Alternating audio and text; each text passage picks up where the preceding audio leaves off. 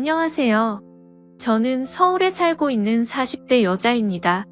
저는 얼마 전 시어머니와 남편에게 시원하게 복수를 하고 화려한 돌싱이 되었어요. 전 남편과 그 파렴치한 엄마를 떠올리기만 해도 너무나 더럽고 역겹지만 너무나 속 시원하게 복수했던 나머지 저만 알고 있기 아까워서 제 이야기를 여러분들께도 공유합니다. 저는 평범한 집안에서 외동딸로 자랐습니다.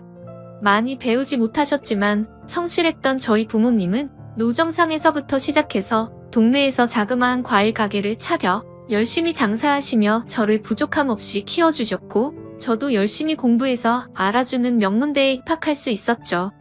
그곳에서 남편을 캠퍼스 커플로 만났어요. 대학원생이던 남편은 조용한 범생이 스타일이었습니다. 처음엔 촌스럽기도 하고 수수한 남편의 차림에 저희 집이랑 비슷한 집안이겠다 싶었는데 사귀면서 대충 들어보니 예상과는 다르게 저희 집과는 아주 많이 차이가 나더라고요. 부모님도 두 분 다 해외에서 공부도 하신 그 시절 드문 유학파였고 남편도 어렸을 때 영국에서 공부하다가 한국에 와서 교수의 꿈을 갖고 대학원을 다니고 있었던 거였어요. 저는 부모님이 학비를 대주시는 것만으로도 죄송해서 학업과 아르바이트를 병행해서 간신히 생활비를 마련할 수 있었고 남편은 집에서 지원을 빵빵하게 해주셔서 돈 걱정 없이 저와 데이트하며 열심히 학업에만 몰두할 수 있었죠. 그러던 어느 날 저희가 사귄 지 1년이 조금 넘을 때였어요. 희주야, 우리 부모님이 널 좀 보고 싶어 하시네? 조금 이르다는 생각은 했지만 남편 같은 남자라면 결혼해도 좋겠다라는 생각이 있었던 저는 나름 할 수 있는 최애대로 차려입고 남자친구의 집으로 갔어요. 역시 생각대로 남편의 집은 으리으리하더라고요. 그 당시 제일 고급이었던 아파트의 제일 넓은 평수였고 안에 있는 가구와 장식품들도 한눈에 보기에도 비싼 것들이었죠. 저희 집에 10배가 넘는 거실에 앉아 애써 태어난 척 속으로는 감탄하며 이리저리 둘러보고 있는데 어머니가 방에서 나오시더라고요.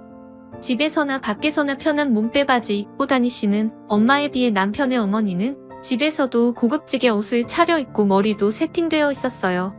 그 기세에 눌렸던 저는 잠시 얼어있다가 이내 정신을 차리고 인사를 드렸죠. 아, 안녕하세요. 어머님 이희주라고 합니다. 왔니? 연애 한 번도 안 하던 우리 아들이 1년이나 만난다길래 궁금해서 불렀다.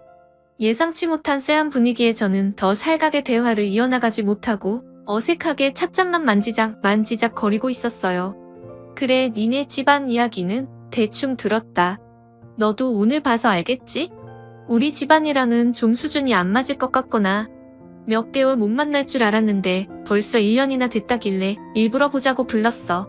우리 성민이는 너랑 진지하게 만나는 거라고 하던데 눈치껏 네가 먼저 정리해줬으면 좋겠구나. 우리 아들은 지금 미리 약속된 선자리만 10개가 넘어. 교수 임용되고 나면 일반 직장인은 쳐다도 안 볼 테고. 내 말 이해했니? 네 어머니.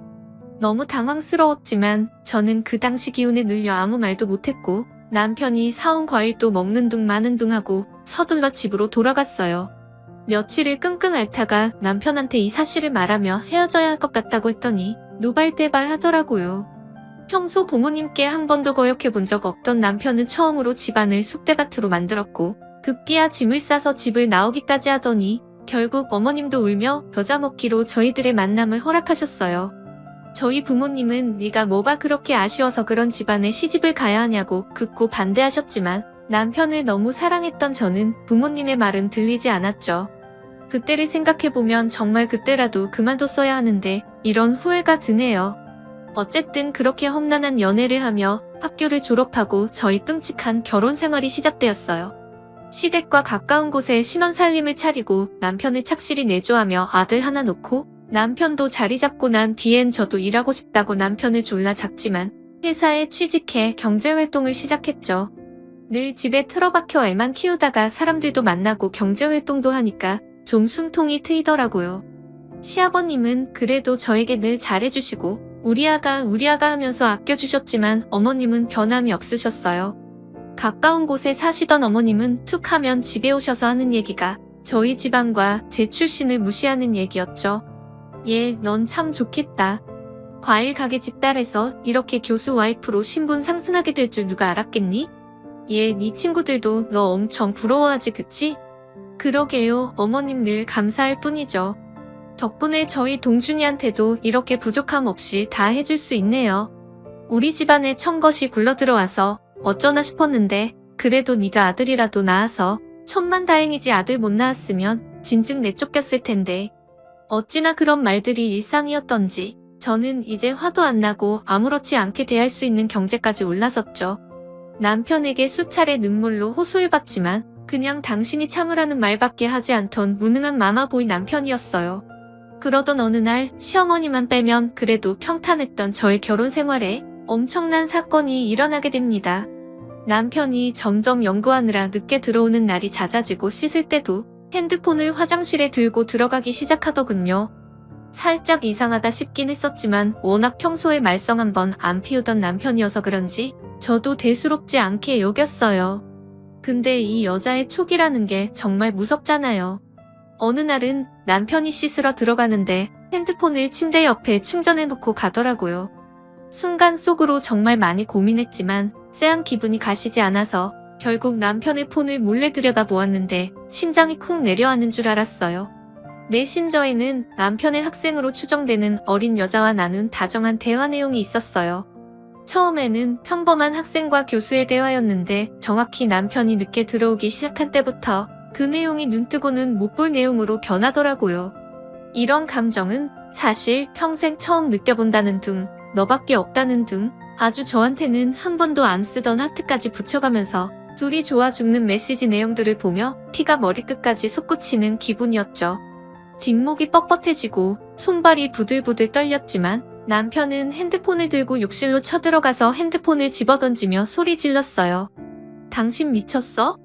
지금 뭐 하자는 거야? 개고생해가면서 애 키워줬더니 학생이랑 바람이나? 지금 제정신이야? 어떻게 나한테 이럴 수가 있어? 이 쓰레기 같은 인간아. 머리에 비누 거품이 잔뜩 묻은 남편은 눈도 제대로 못 뜨고 어버버거리다가 무릎을 꿇고 애원하기 시작했어요. 여보, 진짜 미안해. 걔가 먼저 들이대길래 그냥 잠깐 가지고 논 것뿐이야. 진짜 믿어줘. 그런 사이야. 아니야. 여보, 바로 정리할게. 내가 잠시 미쳤었나 봐. 옷도 안 걸치고 물이 뚝뚝 떨어지는 상태로 무릎까지 꿇으며 비굴하게 매달리는 남편을 뒤로하고 저는 아들을 데리고 부랴부랴 짐을 챙겨서 친정으로 향했어요. 아무것도 모르는 아들은 그저 엄마가 울고 있으니 주눅이 들어서 울상으로 절 따라오기만 할 뿐이었죠. 정신 나간 놈 내가 그동안 지 애미한테 얼마나 수모를 당해왔는지 뻔히 알면서 나한테 그 은혜를 이딴 식으로 갚아? 가만 안 둬. 아들과 함께 불쑥 친정으로 쳐들어와 놀란 부모님께 아이를 잠시 맡기고 방에 들어와 한참을 엉엉 울다가 남편에게 전화를 걸었어요. 여보세요? 난데. 우리 이혼해. 내일 서류 보낼게. 희주야, 무슨 소리야? 이혼이라니. 우리 동준이는 어쩌고? 안 돼. 내가 잘할게. 야, 그딴 말 같지도 않은 소리 집어치우고 니네 학교에 다 까발리기 전에 도장이나 찍어. 씩씩대며 전화를 끊고 거실로 나가니까 부모님께서 잔뜩 걱정 어린 얼굴로 절 쳐다보시며 무슨 일인지 물었고 저는 사실대로 말했어요. 그랬더니 아빠가 노발대발하시며 그 집안을 뒤집어 놓겠다며 당장 가자고 제 팔을 이끄시는 겁니다. 엄마가 아빠를 붙들어 말리며 그래도 함께한 세월이 있는데 당분간 여기서 지내며 차분히 생각을 해보자고 하시더라고요. 저도 겨우 진정하고 일주일 정도 친정에 틀어박혀 아무것도 안 하고 페인처럼 지내고 있었어요. 그러던 와중 어느 날 밤 전화가 왔어요. 여보세요? 여보세요? 나다. 아범한테 이야기 다 들었다. 지금 집 앞 카페로 잠깐 나올 수 있겠니? 그 전화는 바로 제 시어머니였어요. 집 앞에서 기다리고 있다길래 또 이번에는 어떤 막말을 들을까? 이번엔 기풀고 가만히 있지 않으리라 마음속으로 굳게 다짐하며 카페로 갔죠. 그런데 웬걸? 그 악마 같던 여자가 이번엔 좀 태도가 달라졌더군요. 희주, 내가 마음고생 심했겠구나. 많이 놀랐지? 내가 대신 사과하마. 처음으로 들어보는 다정한 말투와 애잔히 바라보는 눈빛에 온몸에 소름이 돋더라고요. 만나자마자 생전 안 들어주던 제 편을 들어주시길래 무슨 의중일까 파악하기도 전에 시어머니는 저를 붙들고 마구 이야기를 늘어놓기 시작했어요. 어휴, 더러운 자식. 그런 자식을 내가 아들이라고 10달을 배 아파가며 낳아줬다니. 정말 미안하다, 아가. 지 새끼 낳아준 아내한테 그러면 천벌받는 법인데. 어머님, 내가 그 얘기 듣고 처음으로 아들, 자식 뺨을 다 때렸지 뭐니? 성민이 자식 충격받아서 나가는 걸 남편이 붙잡으려 하길래 그냥 냅두라고 했다. 예상치 못한 전개에 아무 말도 못하고 꿀먹은 벙어리처럼 앉아있었더니 어머니가 그러시더군요. 그래도 아가, 부부의 연이라는 게 그렇게 쉽게 맺고 끊는 게 아니잖니? 동준이라도 없었으면 모를까. 우리 예쁜 손줄 봐서라도 성민이한테 한 번만 기회를 주는 게 어떨까 싶다. 내 마음 누구보다 잘 알지만 앞으로 이 험난한 세상에서 아빠도 없이 어떻게 키우겠니? 어머님, 솔직히 저 어머님 때문에도 그동안 엄청 힘들었거든요. 저 그냥 이혼할 거예요. 동준이는 제가 알아서 잘 키울 테니까 걱정 마시고요. 저는 이미 마음의 결정을 내렸기 때문에 단호하게 이혼하겠다고 말씀드렸어요. 그랬더니 어머니가 그러시더군요. 난 우리 아들 믿는다. 만약 한 번만 더 그런다면 이자료로 1억 줄게. 물론 공중도 당연히 받고. 우리 아들이 잠깐 실수한 거야. 내가 이렇게 부탁하마. 한 번만 기회를 주렴. 참, 그리고 저번에 들었는데 사돈댁 집에 물 샌다면서. 집이 오래돼서 원. 이제 곧 겨울인데 싹수리하고 낡은 가전도 좀 바꿔드리려무나? 내 통장으로 1,000만 원 보내마. 그깟 1,000만 원? 안 받아도 그만이었지만 그래도 그동안 저 키워주시느라 고생하신 부모님 생각하니 시댁 눈치 안 보고 뭐라도 해드리고 싶기도 하고 어머니가 한 말 중에 아이 아빠 없이 어떻게 이 험난한 세상에서 키울 거냐는 말이 맴돌더군요. 또 저희 친정엄마도 이혼만큼은 다시 생각해보라고 계속 저를 설득하셨고요. 결국 한 달이라는 시간 뒤에 저는 다시 집으로 돌아가게 되었어요. 남편은 그런 저에게 자기에게 기회를 줘서 고맙다고 눈물을 흘리며 안아주더군요. 저는 속으로 콧방귀를 끼며 생각했죠. 이건 당신을 용서해서가 아니라 오직 우리 아이만을 위해서 내린 결정이라고요. 아이가 학교에 들어가기 시작하면서 저도 정신없이 학부모 노릇을 하며 어느덧 그때의 아픔도 서서히 옅어지기 시작했어요. 남편도 그때 이후로 아주 납작 엎드려서 제 비위를 잘 맞춰주고 있었지만 그래도 예전처럼 사랑하는 마음은 사라진 지 오래였어요. 아무리 산으로 들러 놀러 다녀도 쇼핑을 해도 맛있는 걸 먹어도 즐겁지 않았고 아들 크는 거 보는 게 저의 유일한 낙이었으니까요. 그동안 시어머니에게 받았던 고통과 남편의 일이 제 마음속에서 터져 마음의 병이 생긴 느낌이었죠. 시어머니는 한동안 저희 집에도 안 오시더니 제 벌은 남 못 준다고 조금씩 다시 제 심기를 건드리기 시작하더라고요. 그 당시에는 응당 남편이 잘못한 거고 저를 설득해야 하니 아무 말 못하고 돈까지 주셨던 거겠지만 시간이 지나고 보니 제가 얼마나 얄미웠겠어요. 팔은 안으로 굽는다고 아들이 저한테 설설 기는 꼴을 보는 게 지독히도 싫으셨는지 점점 예전처럼 막말을 하기 시작하셨어요. 아무리 그래도 너 성민이한테 너무 심한 거 아니니? 그깟 바람 한번 눈 감아준 게 무슨 대수라고 아직도 그러고 있는 거야? 네가 받아먹은 것도 있는데 입 싹 닫고 그러면 안 되지 않겠니? 그깟 바람 한 번이요? 그럼 어머님도 아버님이 바람 피면 눈 하나 깜빡 안 하시겠어요? 그깟 바람 한 번인데, 그죠? 뭐야? 아우 참네. 이제는 저도 고분고분하지 않고 맞받아치니까 어머님도 당황해서 말문이 막히시는 것 같더라고요. 그래도 계속 비아냥대시는 건 멈추지 않으셨어요. 얘, 너 자기 관리 안 하고 있는 거니? 여자가 말이야, 늘 날씬한 몸을 유지해도 눈이 돌아가는 게 남잔데 그렇게 푹 퍼져 있으니까 성민이가 어리고 싱싱한 애한테 눈길을 돌리지. 돈이 없는 것도 아니고 신경 좀 써라. 이것 보세요 어머님. 자기 관리 안 하는 제가 문제 있는 게 아니고 아랫돌이 간수 못하는 어머니 아드님이 문제라는 생각은 안 드세요? 교양 있는 분이라고 생각했는데 교양만 있고 상식은 없으신가 봐요? 뭐라고? 이 기집애가 너 말 다 했어? 시애미한테 그게 무슨 말버릇이야 너? 네, 말 다 했고요. 사람 화병 나게 하지 마시고 이제 그만 가주실래요? 현관 비밀번호 바꿀 테니까 그렇게 아시고요. 그렇게 떠밀리듯이 문 밖으로 쫓겨난 시어머님이 남편에게 전화로 노발대발 화를 내셨는지 집에 와서 저한테 얘기하더군요. 당신 아무리 그래도 우리 엄마를 그렇게 쫓아내면 어떡해? 엄마 화 많이 나신 것 같더라고. 좀만 참지 그랬어. 당신도 알잖아, 우리 엄마 성격. 뭐? 지금 거기서 또 니네 엄마 편을 들겠다고? 진짜 머리 어떻게 된 거 아니야, 당신? 똑바로 생각해. 나 지금 당장이라도 이혼 소리에 도장 찍고 싶은 마음이 굴뚝 같으니까. 여보. 죄인인 남편은 더 이상 아무 말도 못했고, 저는 당분간 시어머니로부터 자유로운 생활을 할 수 있었어요. 어찌나 숨통이 트이던지 그 여자 목소리만 들어도 뒷목이 뻣뻣해지는 느낌이었는데, 안 보고 사니까 그렇게 세상 편할 수 없더라고요. 그렇게 안정된 나날을 보내고 있던 중 어느 날이었어요. 그날은 저희 회사에서 모처럼 가을 야유회로 평일에 다 같이 쉬고 오전에 북한산 등산을 다녀오기로 한 날이었어요.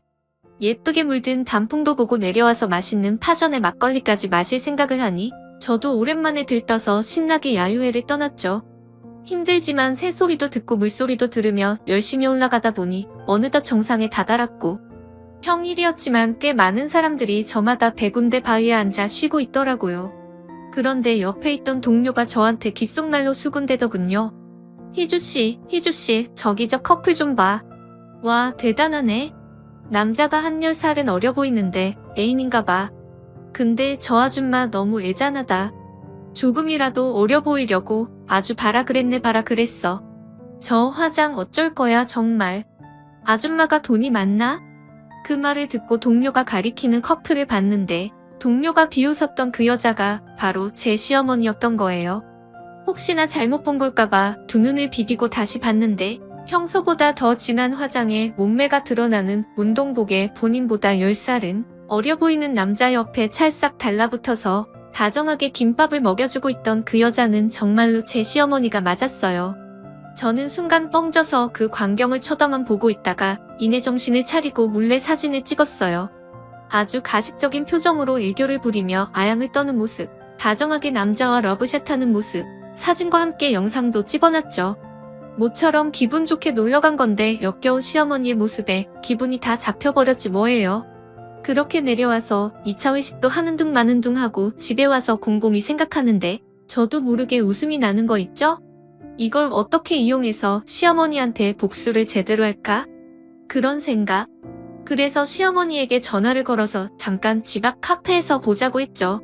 무슨 일인지 영문도 모른 채 제가 먼저 만나자고 하니 어머님은 제가 사과드리려고 보자고 한 줄 알았나 봐요.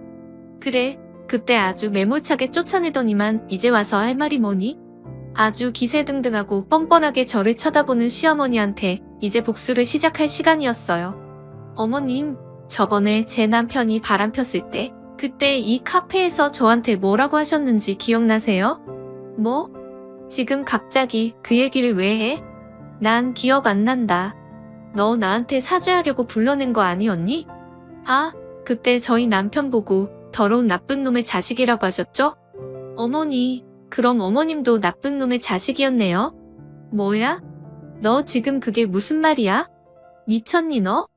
어머님, 어쩐지 불륜남 입장을 너무 잘 이해해 주시더라고요. 오죽하시겠어요?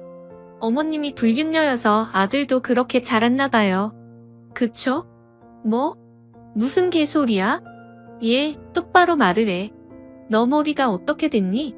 저는 길게 말하지 않고 핸드폰을 열어 그날 찍었던 사진들을 보여드렸어요. 자신의 불륜 현장이 담긴 사진을 본 어머님은 사색이 돼서 아무 말도 못하시고 제 눈치를 보시더라고요. 오늘 아주 과간이었어요, 어머님. 제 동료가 그러더라고요. 저 여자 어려 보이려고 아주 발악을 한다면서 화장이 저게 뭐냐고 엄청 비웃던데.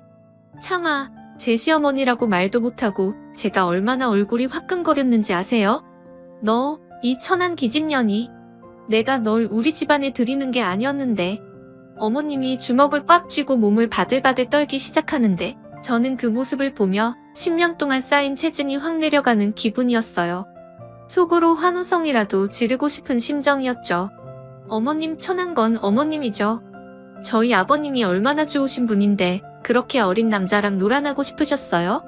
이제 보니 천한 건 저희 집이 아니라 어머님 집안이었네요. 적어도 저희 부모님은 그런 몰상식한 짐승 같은 짓거리는 안 하시거든요. 속사포처럼 쏟아내고 깔깔거리는 제 모습을 보고 어머님은 분노를 참지 못하는 표정이었어요.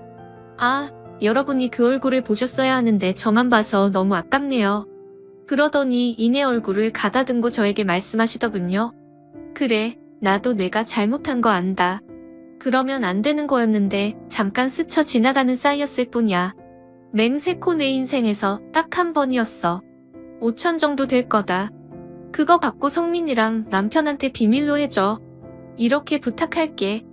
역시 있는 집에서 자라서 그런지 뭐든 돈으로 해결하려는 모습이 참 애잔하기도 하고 웃기더라고요.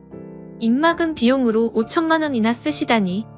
그리고 전 뒤도 안 돌아보고 집으로 왔어요. 어찌나 속이 시원하고 통쾌하던지 춤이라도 추고 싶더라고요. 밤새 너무 신이 나서 잠도 잘 못 들고 있었는데 사정도 모르는 남편이 오늘 무슨 일 있었냐며 당신 기분 좋아 보인다고 하더군요. 자기 엄마가 어떤 여잔지도 모르고 다음날 아침이 되자마자 은행 알림 메시지가 떠서 보니까 시어머니가 저에게 진짜로 5천만 원을 보내놓으셨더라고요. 그걸 확인하자마자 저는 복수의 마지막 단계를 실행했어요. 일단 늘 잘해주셨던 아버님에게는 정말 죄송했지만 아버님께 모든 사진과 영상을 전송했어요. 채 10분도 되지 않아 아버님께 전화가 와서 모든 사실을 알렸고요. 이 더러운 여편네 가만히 안 놔두겠다고 난리가 나셨어요. 살면서 전 그렇게 화를 내신 모습은 처음이었습니다. 아버님은 그동안 자기가 번 돈으로 사치하는 것도 정말 지긋지긋하셨는데 젊은 놈이랑 놀아나는 데까지 자기 돈을 쓴 거냐면서 당장 이혼하시겠다고 하더군요. 그리고 얼마 안 돼서 어머님한테 미친 듯이 전화가 와서 욕설이 가득한 문자가 오기 시작했고 저는 그것들을 가뿐히 무시해버릴까 하다가 미쳐 날뛰는 꼴이 보고 싶어서 전화를 받았어요. 혹시라도 협박이라도 할까봐 녹음 버튼도 눌렀고요. 야, 너 이 미친 5천만 원 주면 입 닫는다며? 이거 오늘 보니까 완전 사기꾼이었네.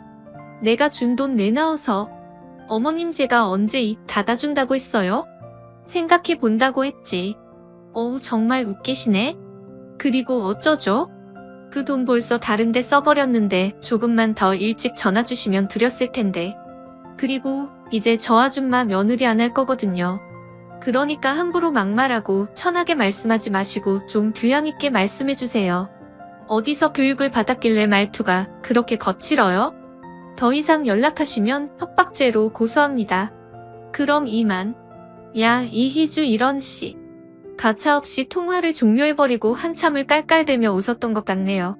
몇 시간 뒤 온 집안이 초토화되었다는 소식을 들은 남편이 집에 오자마자 저한테 화를 내면서 대체 어머니한테 무슨 짓을 한 거냐고 따져 묻더군요. 당신 같은 여자랑 결혼하는 게 아니었어. 화목했던 우리 집을 파탄내다니. 꼭 그렇게까지 해야만 했던 거야? 어? 무슨 소리야, 당신. 당신 가정은 내 알바 아니고 나는 가정에 헌신한 죄밖에 없는데? 입이 달렸으면 말은 바로 하자고. 그리고 저는 그 역겨운 면상에 이혼 서류를 던지고는 친정으로 와버렸어요. 그리고 남편과 부적절한 관계였던 학생이 그 관계를 통해 부당한 이득을 취했다는 사실을 제가 따로 모아놨던 증거자료와 함께 서류로 꾸며 학교에 남편에도 등기로 보내버렸고요. 소문은 참 빠르더군요. 온 동네에 저희 시어머니와 전 남편의 소문이 퍼지기 시작했더라고요. 기분은 썩 좋지 않았지만 늘 체면 차리던 시어머니가 고개도 못 들고 다닐 걸 생각하니 너무 통쾌했어요. 시아버지는 그러시면서 내 아들과 시어머니는 버리더라도 자신은 버리지 말라고 하시더군요. 나하고 손주도 영영 떠나버린다면 자신의 인생을 살 이유가 없다고 하시면서요. 막걸리를 한 잔 마시며 그런 얘기를 하시니까 시아버지가 너무 불쌍하고 두 어깨가 너무 작아 보였어요. 그래서 전 안아드리면서 말씀드렸습니다. 아버님은 제게 영원한 아버님이고 제 아이에게도 하나밖에 없는 할아버지라고요. 그러니 우릴 보고 힘내라고 말씀드렸죠. 그 말씀을 들은 아버님은 한없이 우시더니 손을 잡아주시더라고요. 시모는 남이지만 손주도 자기 핏줄이니 연을 끊는다는 건 상상도 하기 싫으셨겠죠. 아버님은 저에게 그동안 편들어주지 못해 너무 미안했고 노년의 손주까지 못 보면 적적하실 것 같다며 감사하게도 아버님 댁 근처에 저와 손자가 살 수 있는 집을 마련해 주셨어요. 시모는 어떻게 됐냐고요? 시모랑 바람을 핀 상간남은 노래교실에서 만난 8살 어린 남자였어요. 그 남자도 어엿한 가정에 있는 가장이더군요. 참 더러웠습니다. 가정에 있는 것들이 어떻게 그런 더러운 짓을 할 수가 있는지. 아무튼 시아버지는 그 상간남에게도 위자료 소송을 걸어 2천만 원을 받으셨어요. 그리고 시어머니는 그 상간남 와이프에게도 역으로 위자료 소송을 당했다고 하더군요. 결국은 시아버지에게 이혼을 당하셨고 거의 빈털터리 신세로 고향으로 가셨어요. 처참한 어머니의 말로를 생각하니 제 10년 묵은 한이 풀리는 듯 했네요. 몸을 함부로 굴린 대가가 나이 60 넘어서 받으려니 얼마나 힘드시겠어요. 분명 이 시어머니는 시아버지에게 들키지 않았을 뿐이지 그동안 수많은 사람들과 바람을 핀 게 분명해 보였어요. 그런 여자를 지금껏 어머니라고 불렀으니 오늘 가서 제 더러운 입을 소주 한 잔 먹고 알코올로 분해를 해버려야 할 것 같습니다. 참 웃기지 않으신가요? 며느리와 시아버지가 두 손 나란히 잡고 각각 그들에게 벌을 주려고 이런 행동을 한다는 게 참 살다 보니 별의별 일들을 많이 겪게 되네요. 시어머니가 아무것도 없이 쫓겨났다는 소식과 남편이 교수직에서 해임되었다는 소식을 듣고 나니까 그제서야 제가 복수를 성공했다는 게 실감이 나더군요. 그리고 남편하고 바람핀 상간녀 그녀에게도 위자료를 받을 수 있었고요. 시어머니는 아직 재산 분할이 남아있어서 어떻게 될지 모르겠지만 어쨌든 절 개무시하던 시어머니 그리고 절 배신했던 남편 둘 다 이런 비참한 최후를 만나게 되었네요. 그러게 똑바로 살았으면 이런 일이 일어나지 않았을 텐데 말이죠. 전 이제라도 늦은 자유를 찾아 제 인생에도 아낌없이 투자하며 제 아들과 함께 행복하게 살려고 합니다. 돌이켜보면 참 힘든 시간이었네요. 여러분들 저 많이 응원해주세요. 저도 여러분들의 삶을 응원해드리겠습니다. 지금까지 제 긴 사연 들어주셔서 감사합니다.